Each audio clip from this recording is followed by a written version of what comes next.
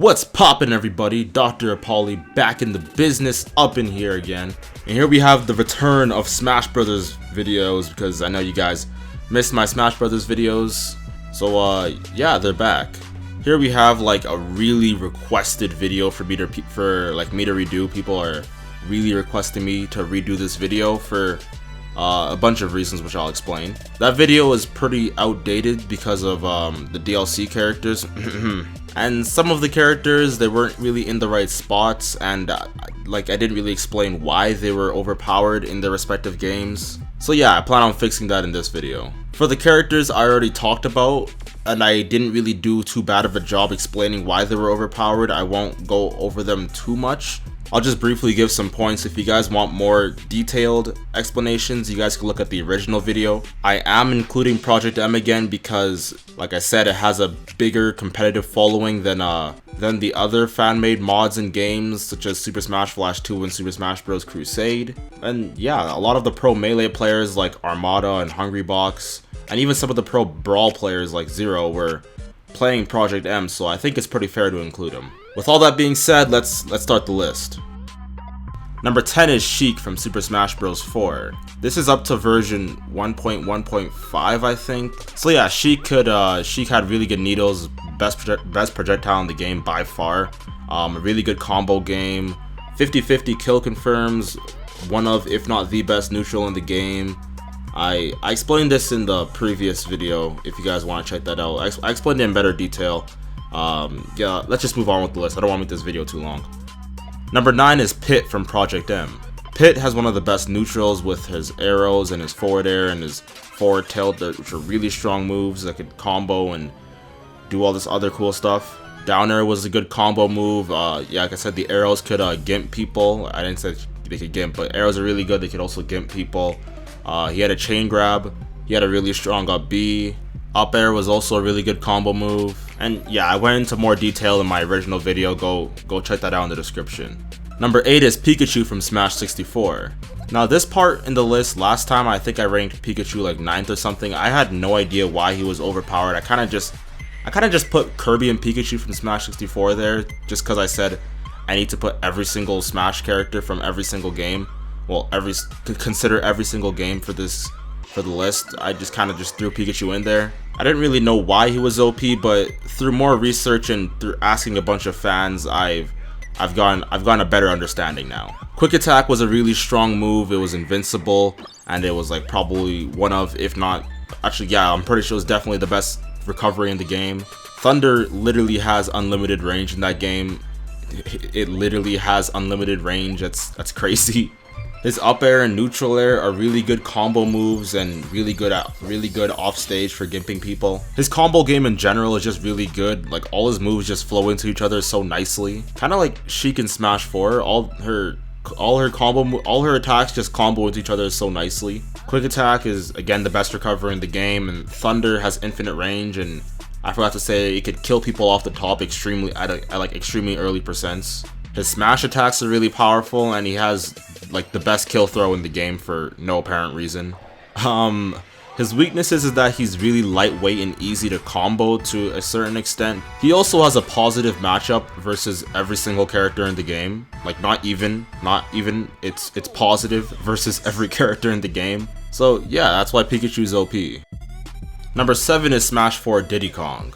Diddy Kong has arguably the best neutral in the game. It's probably between Sheik, Sonic, and Diddy Kong, in my opinion at least, for the best neutral in Smash 4, which still stands today. It's probably still Sheik, Diddy Kong, and who did I say? Sonic. This is of course pre-patch Diddy Kong with like the hoo-ha and all that stuff. Up throw to up air 50-50, which could kill at like 110 or 100. I personally don't really think Diddy Kong should have been nerfed all that bad. Honestly, people were still considering Sheik the better character than Diddy Kong back then, which I don't agree with, but people are still considering Sheik the better character, so Diddy Kong didn't really need that big of a nerf in my opinion, but he got nerfed more than he needed to, same with Sheik. I go more in depth with how Diddy Kong is overpowered in the previous video. You guys can go check that out if you guys want to know what makes Diddy Kong so overpowered and all that stuff. Go look at the previous video if you want to see all that stuff. Number 6 is Fox from Melee. Fox is bar none best character in Melee. I think we can all agree with that. He has his own tier list now. He's in the SS tier now, which personally I think he rightfully belongs there. He has a clear advantage over the rest of the cast. He has an amazing recovery. He just has so many options to where he can recover because of like the 300 different angles that Fox can use his up B in melee. He can also shorten his side B to like 6 different shortens, I think. He has one of the best combo games because of his shine, and that comes out on frame 1 and is invincible. Up throw, up air could kill most of the cast at like 80-90%. Same thing with up smash. Fox is really technical, however, and he's really hard to play and let alone master. But people have mastered the character and they have dominated with the character. Fox also has an amazing matchup chart. He beats or goes even with every single character. Fox's only problem is that he's pretty light, so he dies off the side really easily, but he's a fast faller, so he dies off the top at really high percents. He gets comboed really easily by like Falco and himself. And his recovery can get gimped pretty easily because of how linear it can be. That's why some Fox mains will tell you that they lose to Marth or they lose to Falco. Because like I said, Falco could combo Fox really easily and Marth can gimp Fox really easily. But the general audience still agrees that Fox goes even or beats every character in the game. Number 5 is Mewtwo from Project M. Mewtwo's tail was ridiculously long and it could outspace just about the entire cast. Against most characters, unless you had a projectile or you were just super fast, it was just super hard to get in against Mewtwo. Mewtwo could also act out of his up B, he could float cancel his attacks. Because his tail was so long, he could combo into a lot of attacks. Mewtwo's tail went super far, making it even harder to get in against him. And yeah, I'm sure you get the gist of it. Mewtwo was just clearly on another level compared to the rest of the cast. And yeah, that's why Mewtwo made it this high on the list. Number 4 is Ice Climbers from Brawl. Ice Climbers were silly strong in Brawl. They had their amazing chain grab, which was like a true chain grab, unlike Melee where it was a wobble and you could just get out of it. Well, you couldn't just get out of it like I made it seem like, but you could mash out of it and give yourself a chance at getting out. In Brawl, if they grab you from 0, you're dead. It's that simple. If they grab you at 0, you're dead. Nothing you can do about it. It was also a lot harder to get rid of the Ice Climbers in Brawl because Nana and Popo were more strongly attached to each other. They were harder to separate in Melee because a lot of the characters just didn't have moves to separate them like the characters in Melee do. Like Peach had down smash, Fox had shine, Falcon had knee, etc. If I recall correctly, Ice Climbers were actually banned from tournaments in Brawl for a while because like their chain grab was just cancerous, and yeah, they just had like a clear advantage over the rest of the cast. So yeah, Ice Climbers are number 4. Number 3 is Sonic from Project M. People are getting mad at me for putting Sonic this high on the list because like, oh, Wizrobe is a very well-known Melee player. Well, yeah, he is now, but back then he was just some like high school kid who came in and 4-stocked Mewtwo King. Think about this. This is some high school kid beating 4-stocking Mewtwo King, one of the best Smash Brothers players of all time. If not the best Smash Brothers player of all time if you count his placings in Melee, Brawl, and Smash 4. So for this random kid to come in and 4-stock or JV 4-stock him, that's a big deal. This character must have been silly. Just silly. He also took a tournament over Hungrybox. I think Hungrybox took like 1 game with Mario, and the rest of the time he was just getting destroyed. So yeah, I went into more detail in my other video. I'm just kind of trying to keep this video short because I want to get it uploaded really quickly so I can work on like new videos for you guys that are like really intellectual. You guys think I'm really intellectual with my thoughts on Smash Brothers, so I want to do more of those type of videos. But I can't just make those videos overnight. They take a long time, but I'm not going to keep on rambling on about that. Let's get into the next entry. Number 2, you probably guessed it by now, Bayonetta. Bayonetta had arguably the best neutral in the game at that time because of her side B and all her other attacks. Her hitboxes were just extremely large back then. She had one of, if not the best recovery in the game. It was like impossible to gimp, and she could come back from like literally anything. And of course she had true 0 to death combos. It's not even like these 0 to deaths were even hard to pull off. Like if you read their DI once, it's 0 to death. There's nothing they can do about it. I mean, they could try and smash DI, but smash DI in Smash 4 is a lot harder than it is in Melee and Project M.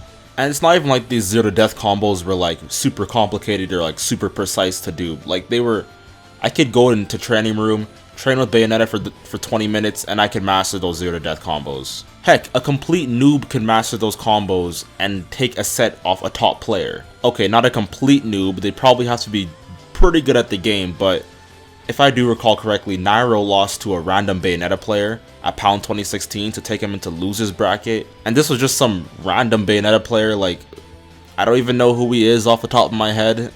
And I'm sure you guys already know. You guys probably didn't even need me to tell you all that, but yeah, Bayonetta is crazy OP, and plus Witch Time was and still is silly, but it was worse before because she had her true 0 to death combos, but now it's not as bad because there's no true 0 to death combos. Back then, just Witch Time, get a couple hits in, get your up Bs and side Bs or whatever move Bayonetta does. I never played Bayonetta, and yeah, you could literally kill them at 0% from one Witch Time. It was silly. And number 1, the moment you guys have all been waiting for, Meta Knight from Brawl. No real surprises here. I'm pretty sure you guys all saw this coming, like you guys saw it coming last time. Meta Knight is a crazy good character. All his aerials are just super good. They're really good for like spacing and whatnot, and plus he has multiple jumps to help him even more with that spacing. He has his Meta Tornado, which is super good. Deals a lot of percent and is like super safe. Like all of his attacks are just come out super fast. Like I'm pretty sure his latest attack to come out is forward smash at like frame 16, 17, which is actually really good for a forward smash. But like the rest of his moves came out on like frame 3 or 4 or 5, and yeah, besides his forward smash, the average frame his moves came out was like 7 or like 5, between 5 and 7. His recovery was super good because of his gliding. Like I said, he could space people out really good with his aerials. His sword had super good priority for no apparent reason. Meta Knight could gimp recoveries. He could even camp people out, which surprisingly, because I mean, like with all his multiple jumps and his gliding and stuff, he was really hard to catch. Meta Knight also had tons of kill moves, and just Meta Knight was just crazy good, man. He was so good. Easily the best Smash Brothers character of all time, bar none. He was so overpowered compared to the rest of the cast that it wasn't even fair. Like, we all know it, Meta Knight was OP.